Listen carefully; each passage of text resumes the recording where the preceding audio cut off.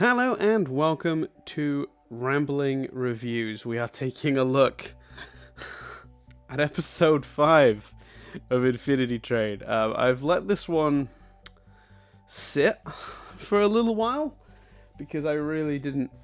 When I watched it straight after I recorded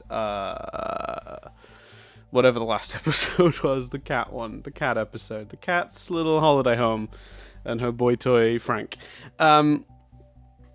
Thanks to whoever made that joke in the comments for me stealing it.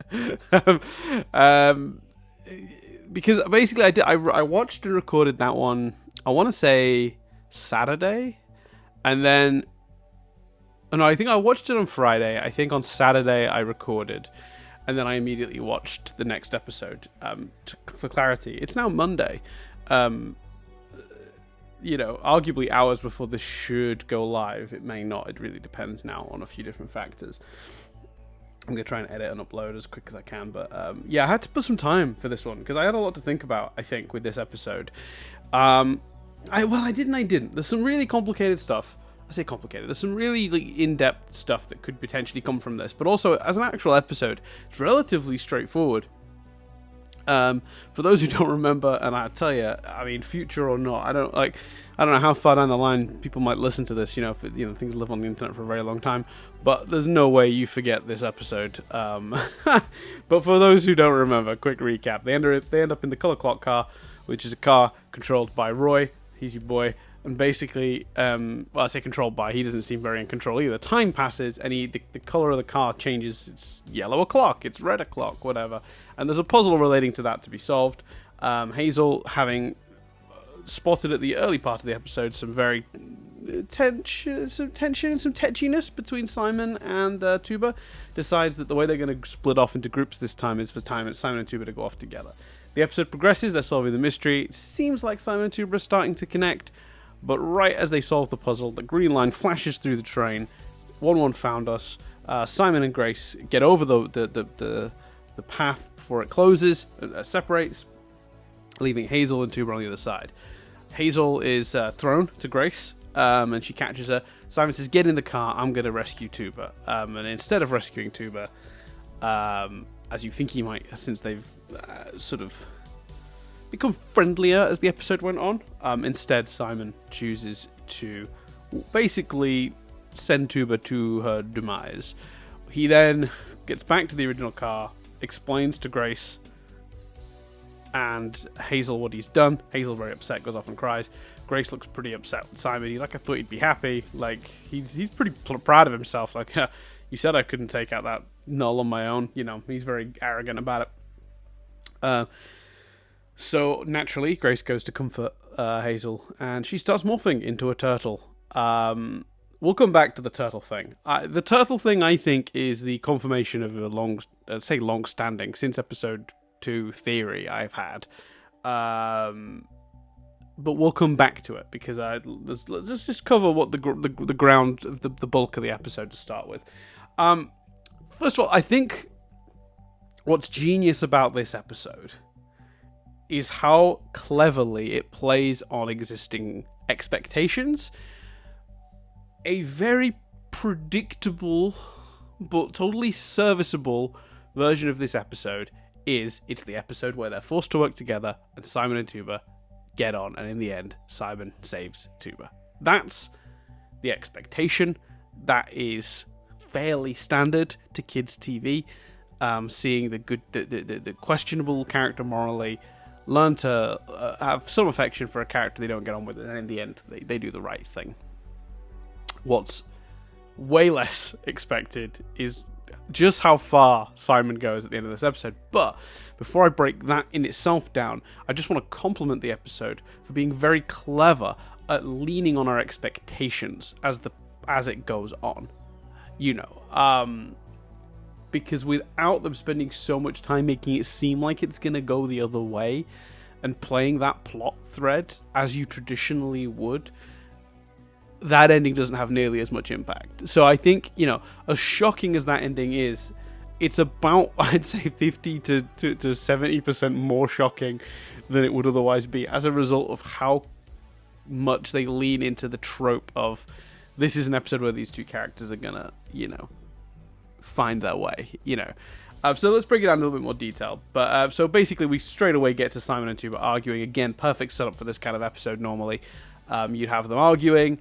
You have the peacemaker character, Grace in this case, like, hey, you're both kind of right, but there's no need in arguing. Well, this is the compromise to the situation, because basically they're disagreeing about Hazel wants to sleep, she's tired, she's also a child. Simon's like, we got to keep going. Him and Tuba get kind of thinking. Grace is like, look, you're both right. We should keep moving, but Tuba, if you could like hold Hazel, she can sleep in your arms while we move forward. That way, sort of everyone wins. And Tuba's like, yeah, okay, and so is Simon. So they carry on. They get into the car, and it's the color clock car. As I mentioned, it's like a puzzle based on colors. One thing I noticed early in this episode is, and it could just be an animation error, but this show is far too attention to detail orientated that I think this maybe isn't an error. There's a shot of the dragon radar, as I've been calling it, and he's like, look, we're only a little bit away from, this is right up top, we're only a little bit away from the apex. Now, previously when we saw this shot of the dragon radar showing us the apex, it was scattered small dots. Presumably the dot size increases depending on your number. Presumably. Like, the higher your number, the bigger the dot, I guess. It's pure speculation at this point, we don't know that. But the dots were never uniform size when we saw them previously. So that... And we know it's scanning for the number, so my guess is that. I think that tracks. That's quite a logical move.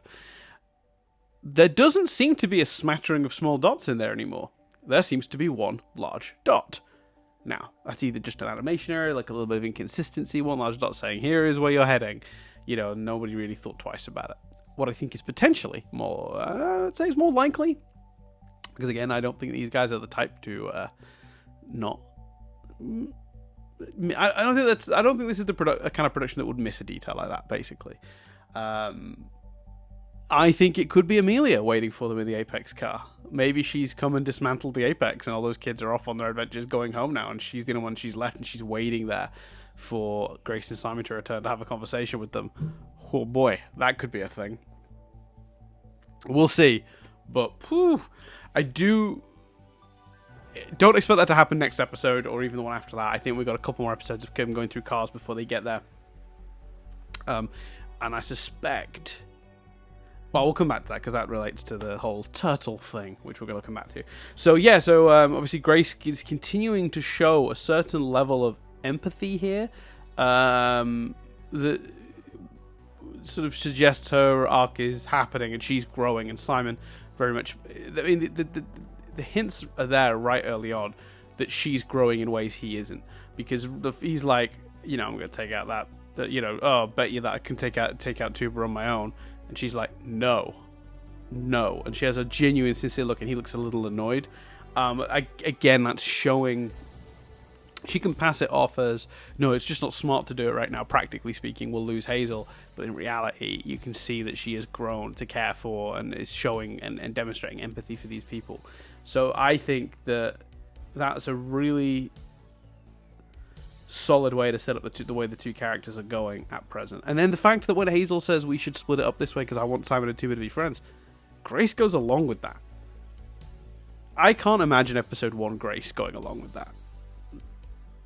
Yeah, not unless the plan was, okay, you distract the Null. I'm gonna talk to Hazel here and swing around to our way of thinking. I maybe see it from that angle, but not the way it's portrayed here. It very much feels like Grace is growing and learning.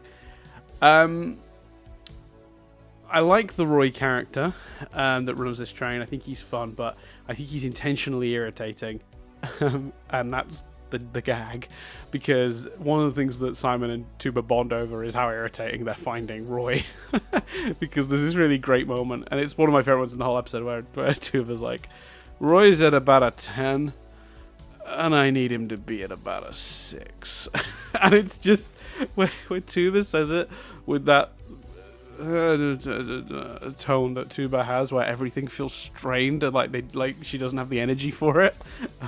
It just really sells it. It's very funny, and it's a nice moment. They both laugh and they're sort of talking to each other. So yeah, totally cool. Really good stuff. The other benefit, of course, of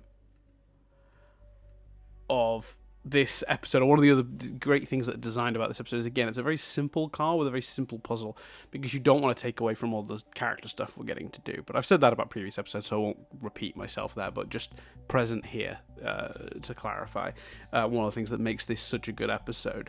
It's also a very clever puzzle, although I have a question.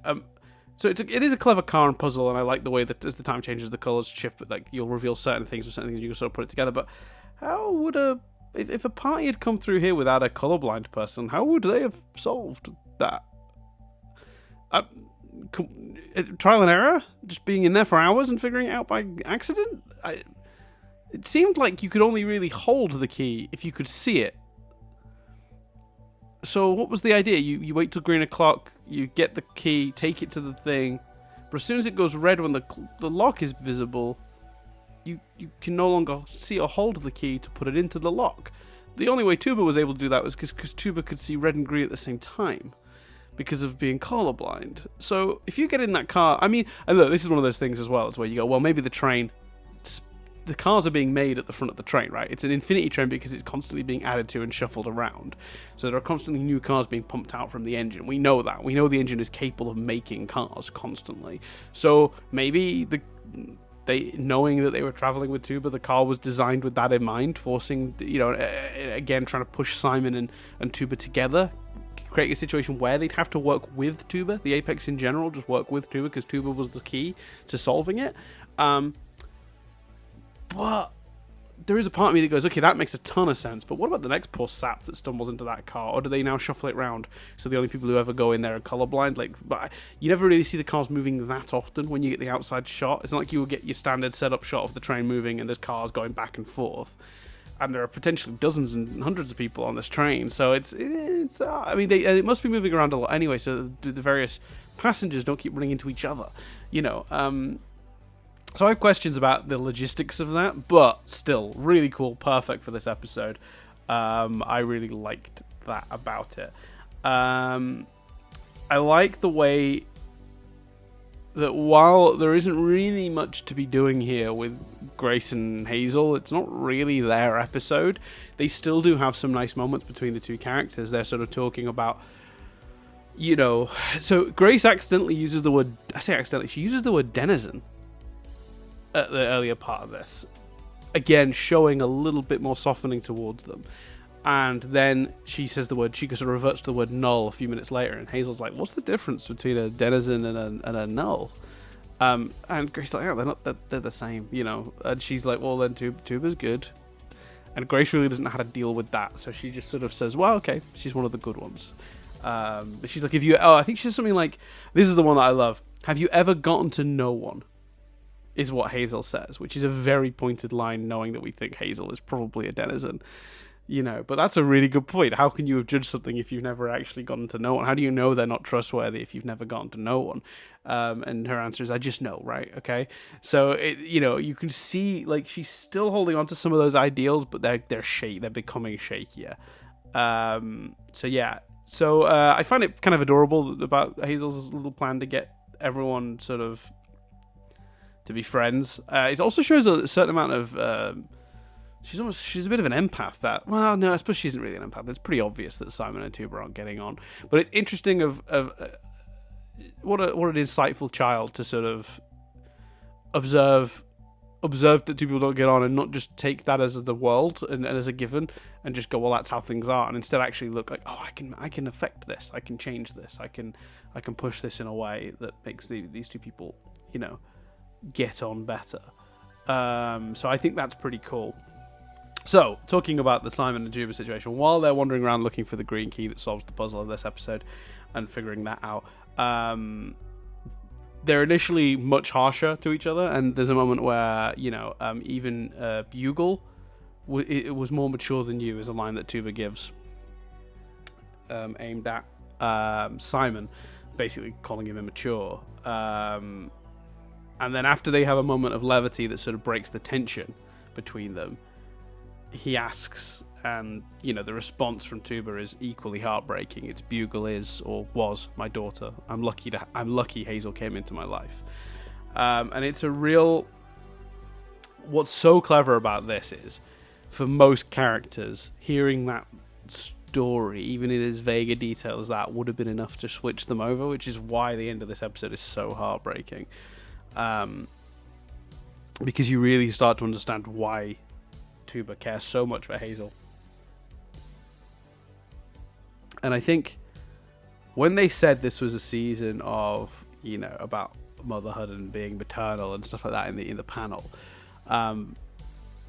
it's interesting that Tuba makes the comparison between one of her kids and Simon, because she's been around for a very long time and feels very mature and very wizened and very, like,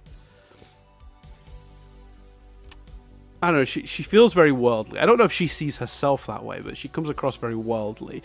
And, like, seeing someone like Simon, who's clearly, he's grown up on this train. So he is not a normal young adult, He hasn't matured the way he maybe would have in the real world. And having, again, just that, like, very wise, speaking from experience, Tuba pointing out that is really a really interesting sort of perspective on his character, and it sort of re-highlighted for me, because I think it's easy as you watch this season to forget that both Grace and Simon have been robbed of normal growth and normal childhoods and normal sort of like their teen years, which are most people's most sort of like anxiety induced, like most sort of difficult years in terms of like figuring yourself out. Imagine doing that on the train, like the entire of that, not just a few months, like Tulip or Jesse, but like living on it for, at least sort of 5-6 years, probably more, let's be honest. It just reminds you that these two have not grown up normally, and that definitely plays a part into their thinking, They think they've got the world figured out, as almost all teenagers do, but they've got a very warped version of that because of their existence on the train. And in a couple of quick lines from, again, just we demonstrate how wise Tuba is, how sad Tuba's backstory is, how important Hazel is to Tuba, and we establish a potential reason for Simon to do the right thing at the end of the episode, which makes it more shocking. And we're reminded of how immature Simon really is, all in the space of like a minute and a half of animated show. I mean, and don't get me wrong, it's obviously building on stuff they've set up previously. It doesn't work in isolation, but it's still incredible. They do so much with so little in this show. It really is. So yeah, what a great piece of television. So yeah, let's talk about the moment the two moments everyone wants to talk about after having watched this episode. Let's start with Simon and the apparent murder. Before the car starts moving, I may have already pointed this out, but we do see the scan lines again. Someone is after them. I am now thinking Amelia, not 1-1. I think she's been trying to correct the Apex as part of her getting better thing, and that's why she's waiting for them with the other Apex kids, or in the car with the other Apex kids, but she's actually sending them off on their way. She's come in as the conductor and said, look, I'm the person, Grace and Simon, say that I'm the true conductor, you need to believe me. And she's just told them all to go off and get their numbers down, and the Grace and Simon are mistaken. Now she's just waiting for Grace and Simon to return. I think that's really possible, but I think it's also possible she's been keeping track of them and trying to bring them to her as well, which is why the unfinished car scanned and then tried to do that, and then I think the same thing now. So the scan lines are super important. I just noticed them in my notes and I couldn't remember if I properly talked about it yet. So yeah, I think that's a real possibility. So let's talk about Tuba's death. First of all, I think it's beautiful that Tuba puts Hazel first. Tuba's concern is getting Hazel off that car, which is actually, I suppose, kind of silly, because like they don't really know where that car is going or whether it's danger or not. Like, it's almost riskier to throw Hazel over that gap than it is to just go, well, maybe this is just going to the other end of the train. We'll still be fine. Like, there's no, the car isn't about to, skewer off the top of the train into a mountain range and crash. It's not, the car isn't going to be incinerated. It's going somewhere. But I suppose in the moment, it feels like, they're in danger on that car. So Tuba opts to launch Hazel across to Grace. Very self-sacrificing, very beautiful moment. then obviously we get Simon making a very obvious choice. And I think again, a couple things make this really powerful, but we'll break that down in a second, because I just want to point out as well, we don't see Tuba die. I don't think Tuba's dead. Now, there's a couple of ways this might be the case. First of all, because we don't see it, maybe Tuba just escaped somehow, and slightly out of view for Simon, slightly out of view for us. Well, no, we cut away. I think it's kind of crazy in a world where, like, in television, the rule of thumb generally tends to be if you don't see physical, like, blood splatter or like some obvious sign of death, the character ain't dead. Now, the rules are slightly different in a kids' TV show, because of course you can't show that sort of violence generally anyway. But they didn't shy away from it last season with Mace and Steve, did they? So I know they were villainous characters, which makes it a bit different. But I stand by that. The fact they didn't show it gives us a lot of wiggle room there, and I just don't see them killing Tuba. Now, there are two reasons that could... Look, put it this way, okay. Tuba will be back. There's just no way. I'm sorry, it's a kids show, beloved character. They're just not going to leave Tuba dead. I'm certain of that, without question, for 1,000,001 reasons that's not even worth going into. I'm that sure of it. But there's two ways that they go around this, right? Way one, wiggle room on the visuals. You could argue they cut away for dramatic reasons or to not traumatize children. Very plausible, absolutely. But that still doesn't preclude, one, Tuba escaping, but two, these denizens aren't quite people in the physical sense of the word. They are data, right? They're programs.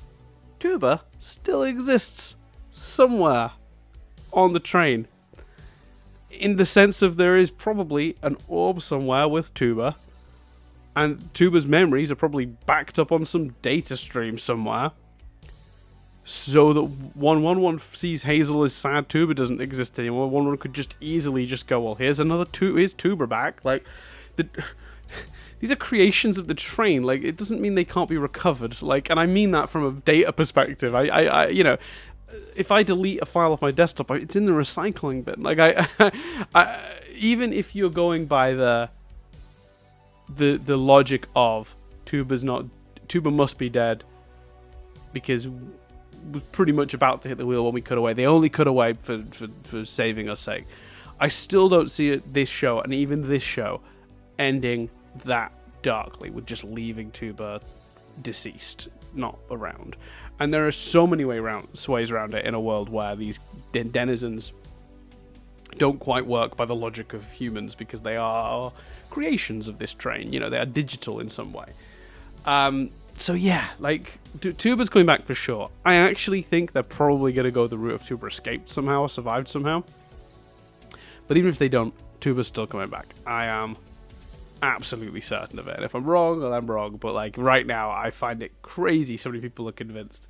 Because there's just so many ways around it.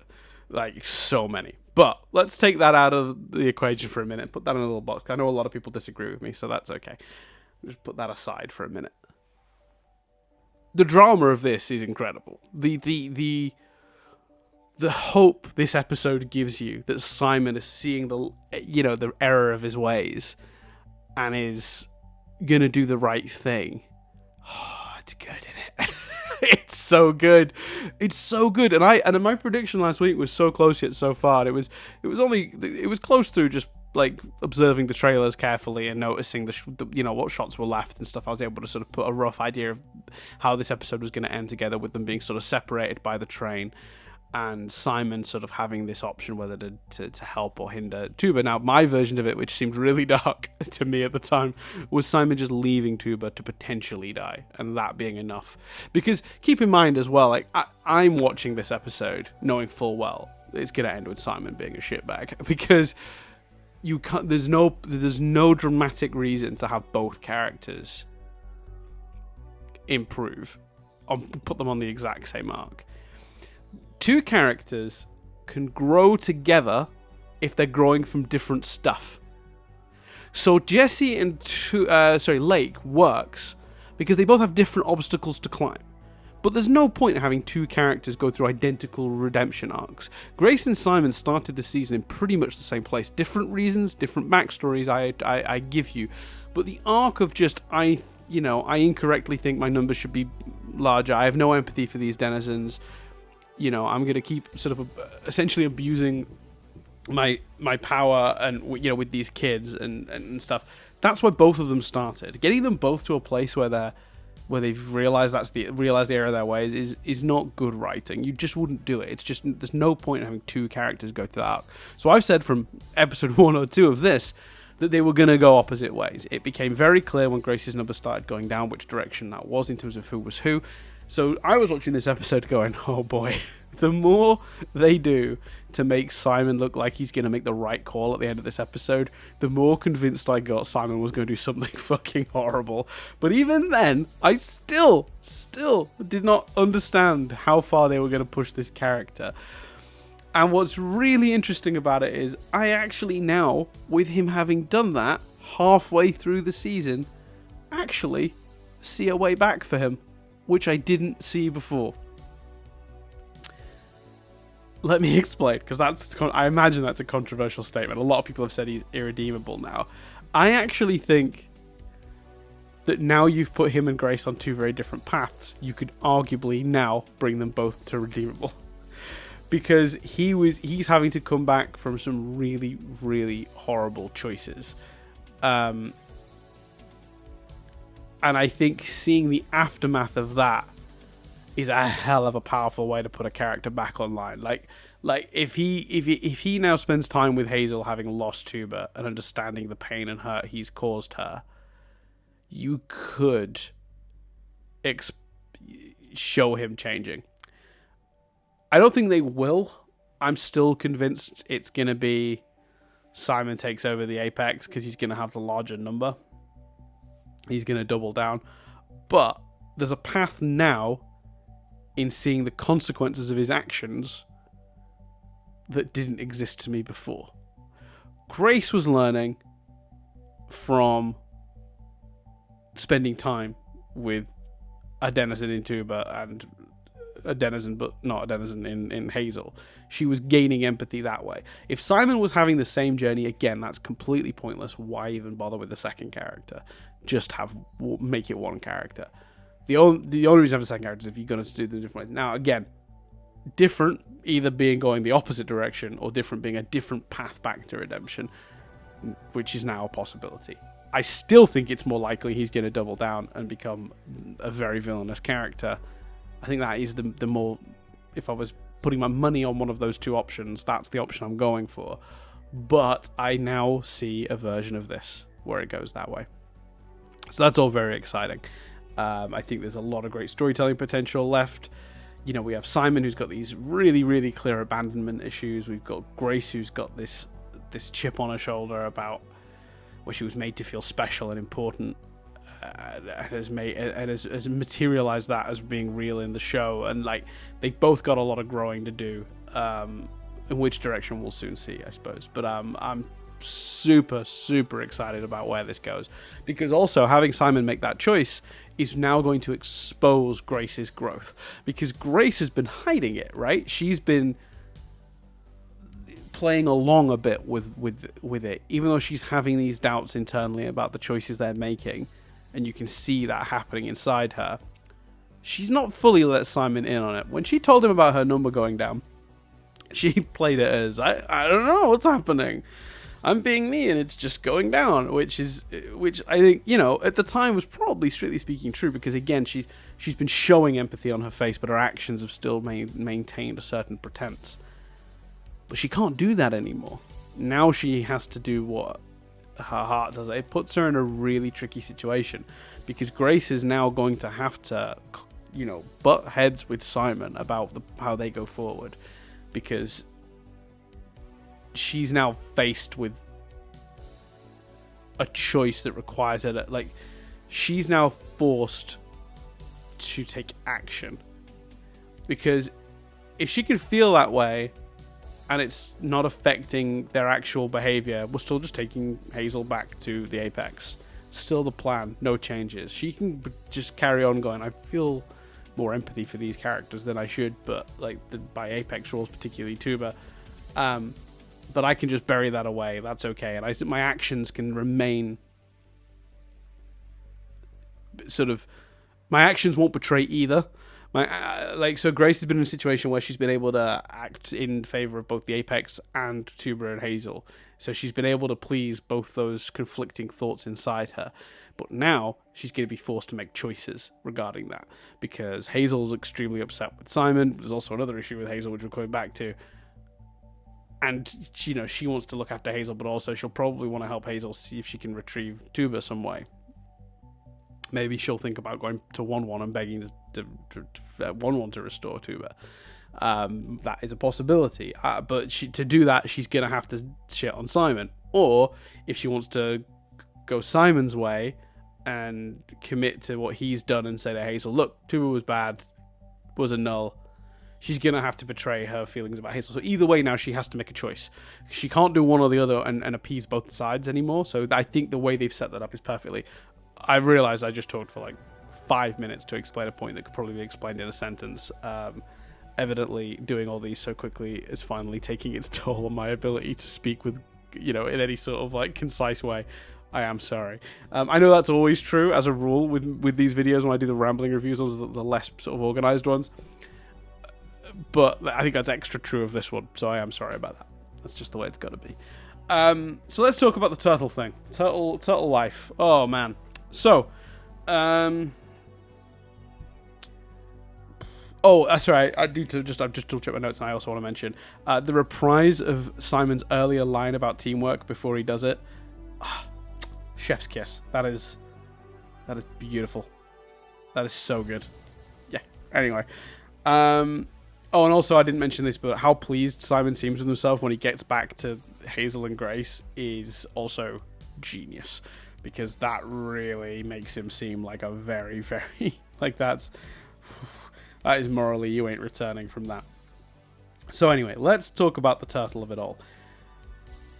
For those of you going, what the fuck's with the turtle thing? Who are completely and utterly baffled, I may be about to confuse you even further when I tell you that I think Hazel becoming a turtle confirms she was made by Amelia.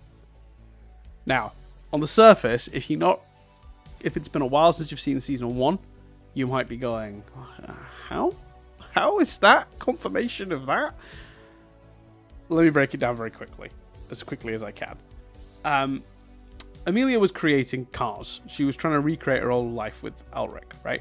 So the unfinished car is an example of that. So in the unfinished car is the phone box that she made that call with Ulrich for, and they wanted, had a really tender moment together with when they were caught out in the rain, which they escaped in a phone box.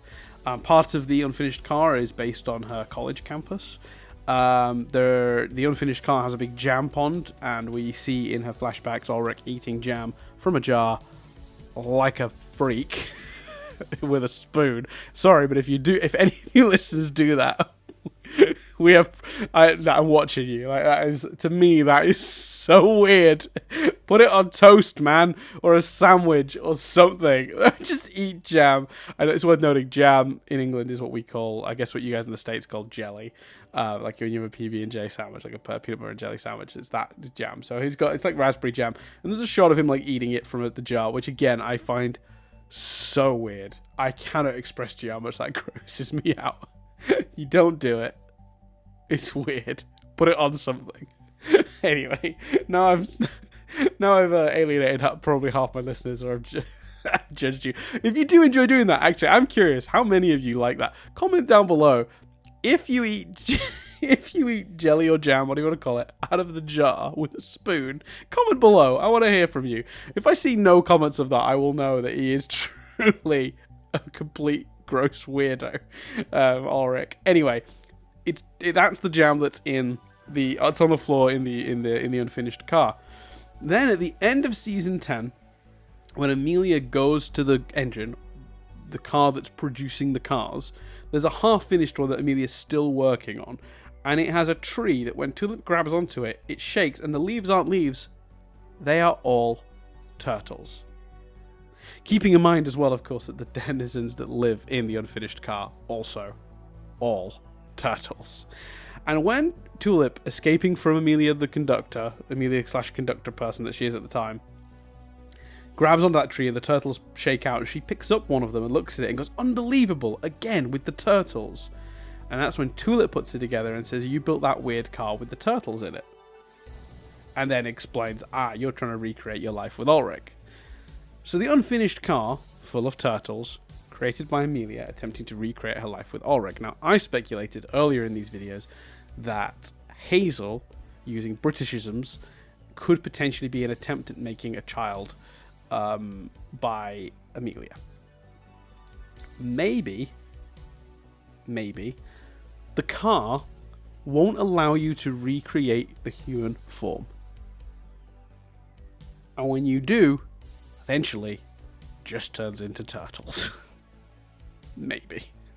Either way, I think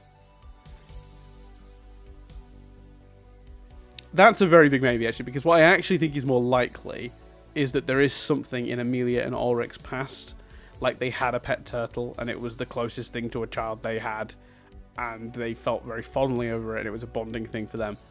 And now, like almost like when you're creating a car, so when one creates a car, it's emotionless, it's mechanical. He has full control. Or when a person who has thoughts and feelings, like they betray them as they're trying to create the car, and it means the car has stuff in it that they don't want, which is why she couldn't take full control over the car the way she wanted and create this perfect, version of life. Maybe it's not possible for a human to design a car in Infinity Train, because when they try, their emotions get in the way and influence what's being created. So I think maybe there's a missing flashback that has something to do with Turtles. I looked back before reviewing this, before sitting down to record this, at those Amelia episodes from season 1 to see if there was some sort of hint at a turtle or something to do with a turtle that connected her to the cars that she was making. All I could find is that she has a handkerchief that she dabs Ulrich's eyes with when they graduate that has turtles on it. That's it. That's the only thing I could find. All the other stuff is related to... So, like, for example, the sign in the unfinished car keeps saying Humon, H-U--M-O-N. That's a reference to when Ulrich first creates the voice shifter, and he's like, she's like, "Oh, but I'm only a human. You are a human." Like, they're doing like a little back and forth, and he keeps saying it. That ended up in the text of the unfinished car as well, in the code of the unfinished car, if you will. So yeah, I think Hazel turning into a turtle is absolute proof, like, that it's linked to Amelia. In exactly what way? Definitely a lot of room for debates and theories up there, for sure, as always. Is it possible that eventually all things that you make all people-shaped things ultimately will turn into turtles? Because of the tree being full of turtles, I think not. But possible. Is it possible that she can turn back from being a turtle? Can she regain? Can she transform when she's upset and then turns back to a child? I don't know. Will she be a turtle girl the rest of the series? I don't know. I suspect not, because I have a feeling that Grace is going to try and hide it initially from Simon. I think she's going to calm Hazel down. Hazel's going to go back to being a normal girl, and then she now knows Hazel is a denizen of a sort, and is going to hide that, at least for a little bit, from Simon. I think that's a very likely version of it. So I do think she'll be able to turn back to sort of normal, adorable Hazel that we know and love. So the number is the biggest question, because why would you, if you were designing a person, why would they have a number if Amelia did design Hazel? Couple of potential reasons. She did potentially use the template from an existing passenger, which is why the number came built in. Someone else suggested the number was more of an experiment number stamp, like this is attempt 337 to make a child. Absolutely possible. Yeah. So yeah, I keep thinking about it and I still can't.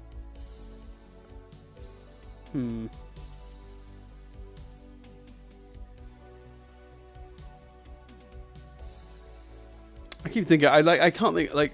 Sorry, I'm getting a bit distracted because I'm also sort of thumbing through my notes, and I made copious ones on this episode, as you might be able to gather. But I also made some notes of other things people have suggested to might explain the number, because why else would she have a number?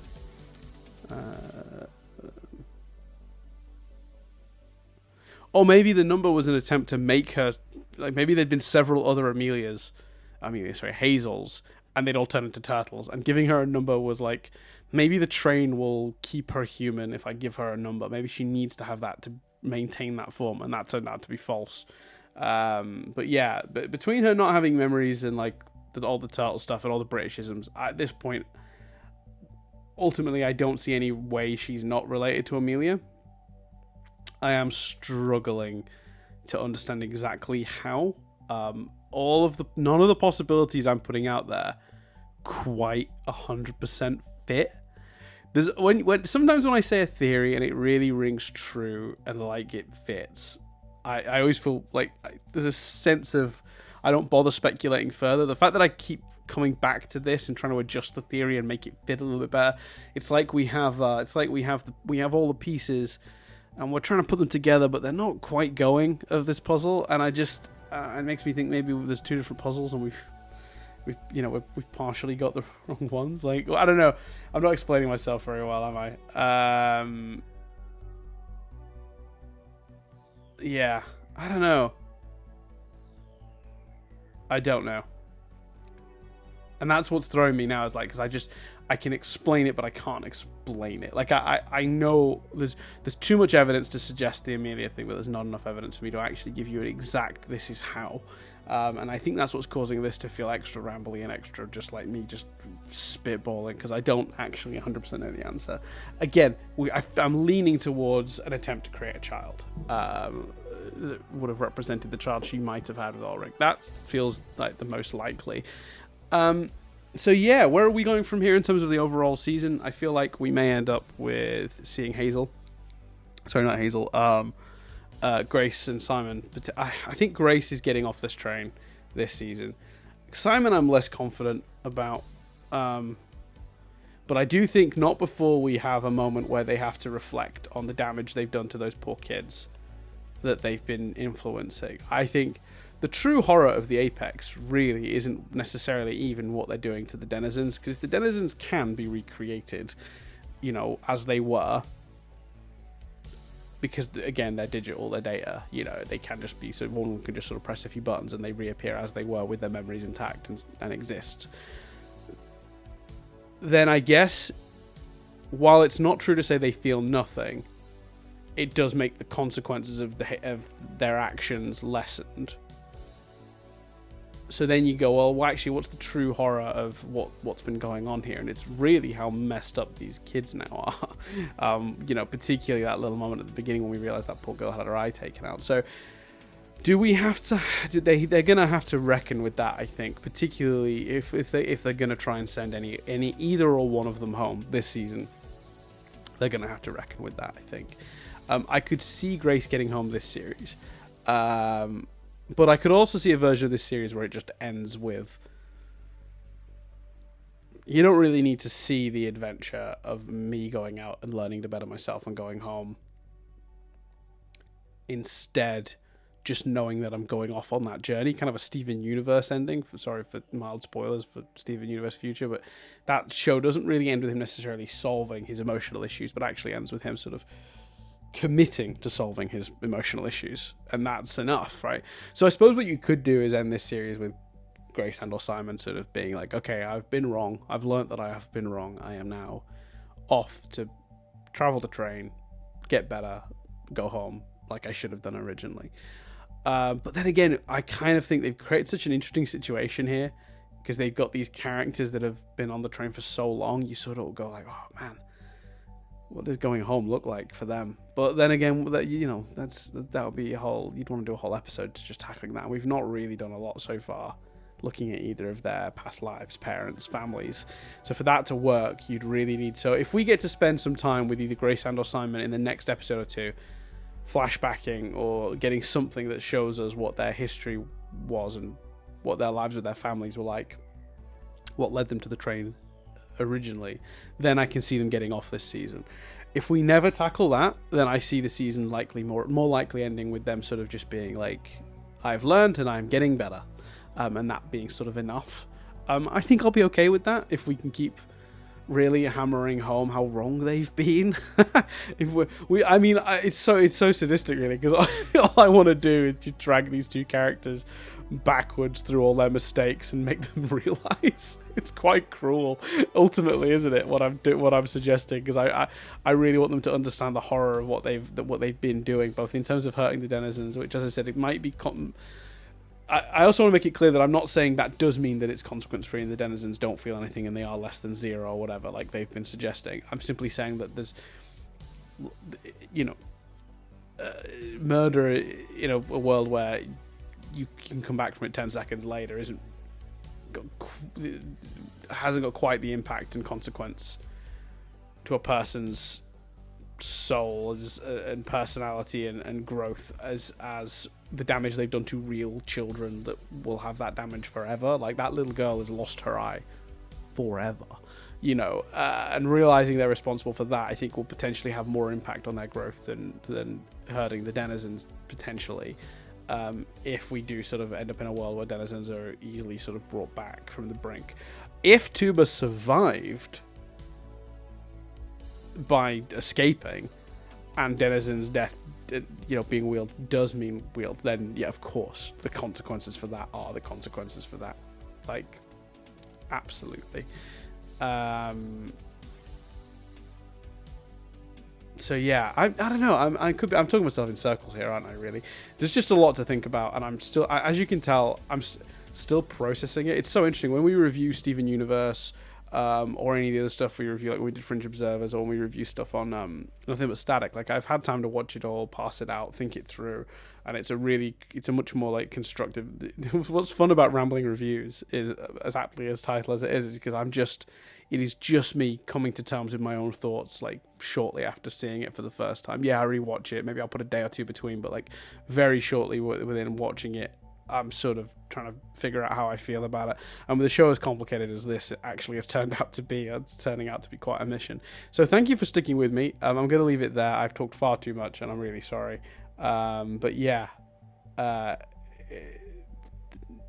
so impressed with this season so far. By far the best season of the show. Well, by far the best first half of the season this show has done thus far, and based on previous trends, each season has gotten better as it's gone on. I kind of, like, can't express my, like, excitement and curiosity for the last couple episodes. If you're watching this on HBO Max, good work. Keep telling friends and sharing it, because Owen Dennis made it very clear this week that the staff are laid off, the staff have gone to work elsewhere now, and this show is, like, not currently in production, and whether it comes back into production or not is very much going to depend on HBO Max numbers. Please make sure you're watching it, supporting it, buying the DVD, buying the merch. He said the only piece of official merch that's, like, there was like one, like, blank, just, like, Infinity Train t-shirt. He's the only thing that he was able to point people to that was, like, shows interest. But please, like, yeah, anything you can do to support the show, absolutely do. It sounds like we're in a really tentative period here in terms of getting it renewed for a fourth. But, a lot of buzz online about it. I'm hoping that's building and creating interest in it. So yeah, thanks very much for listening anyway. I will see you guys in I don't even know, is it bad? I don't even know what the next episode is called. I have absolutely no idea. Can I find that out? Do I have that information anywhere? I did glance at them, maybe not months ago, but, like, a while back I glanced at the episode titles. So I knew what they were. Dear oh dear, I can't find them. Here somewhere. Definitely have them. And I've got to be careful because I can only get them from certain sources I know aren't going to spoil other elements. Oh, here we go. Yeah, right. So the next episode is called The Campfire Car. Interesting.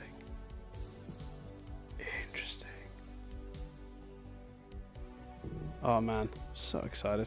Yeah, so we'll see you guys in over a week now. Well, less than a week, because it's Monday and the next episode is Thursday. So I guess I'm back at work Thursday, so I don't think I'll be able to post a review until Friday. But yeah, I'm sure you guys will hear from me at some point, sort of towards the end of the week or the weekend, when I release my discussion of the Campfire Car. But thank you so much for sticking with me so far. Sorry this one was such an overly long and extra sort of unfocused one. Obviously, this episode left me with a lot, and I'm even being unfocused and rambly, repeating myself with that. So I need to stop. Thank you very much for listening. See you guys next time. All the best.